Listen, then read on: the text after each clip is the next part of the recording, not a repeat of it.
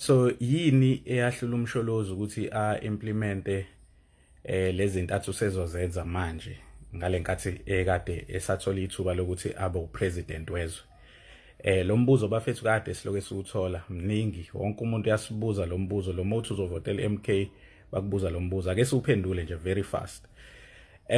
Mhlambe ukuze siwuphendule kahle, mhlambe kufanele siqale la ukuthi sikhumbule ukuthi ngesikhathi umsholozi ethatha ephathizwe ubebusa ngaphansi komthetho sisekelo nama bylaws nama legislations avikela konke okwantshontshwe umuntu omhlophe kubantu abamnyama la eSouth Africa, meaning ukuthi isystem vele ikhandwe ngendlela yokuthi kungabe lula ukuthi wenze noma yini engahlukumeza indlela yokuntshontsha yabantu abamhlophe. That's the first thing. So wenzani kumsholozi within that limited environment yokumanuva? Umsholozi number 1 wayiqeda load shedding, wayiqeda nya load shedding. Siyabazi abantu ababesebenza Eskom ngesikhathi samsholozi ababehlakaniphe kakhulu ababazi ukuthi kufanele kwenzakaleni.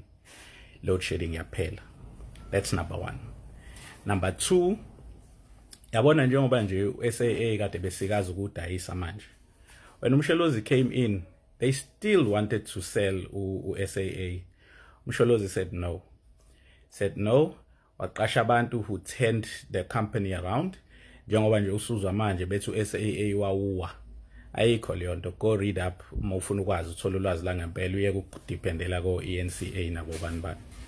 Number 3, uyabona mawuzothi uyabheka lapha eSARS ngesikhathi samsholozi, uSARS was able at the time ukuthi ucollecte imali yentela engaphezulu kwayo yonke imali yentela ebikade icollectwa eminyakeni edlule before aphathe.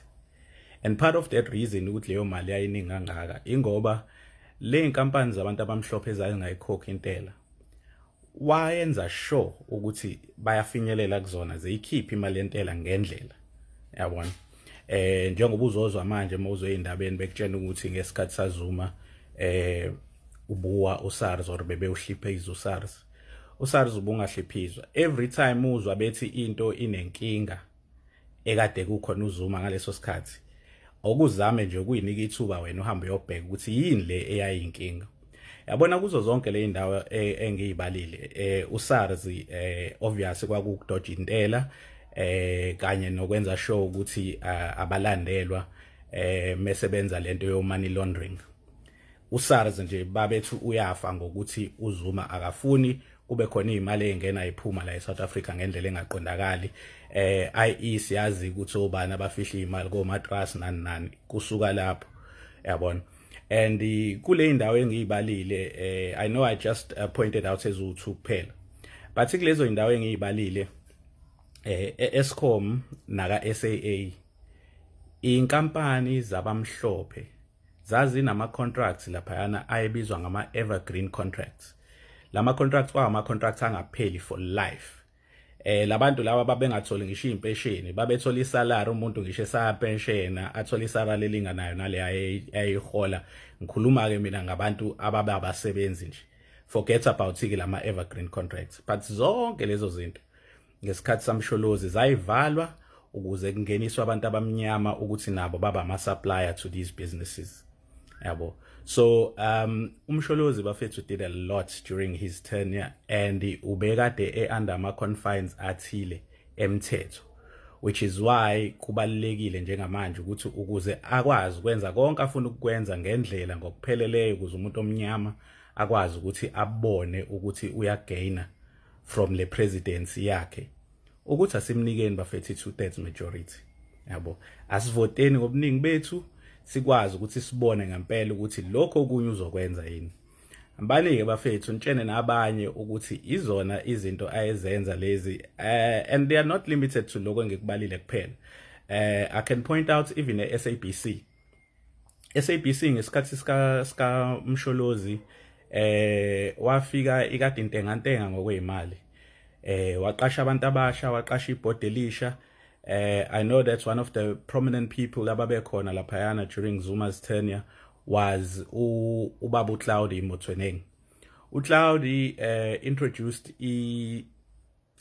policy ka 90% local content kuwo wonke ama SABC owned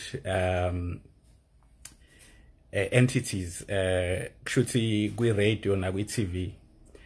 And ngalenkathi beyiscraper leyo nto bemxosha bethi akafundile uCloudy, wayezama ukuthi asize ama artist ethu osomakhono bethu ukuthi bahlezi bedla ngoba njalo umculo wakho or content yakho whatever else emidlalwa uyakwazi ukukhola.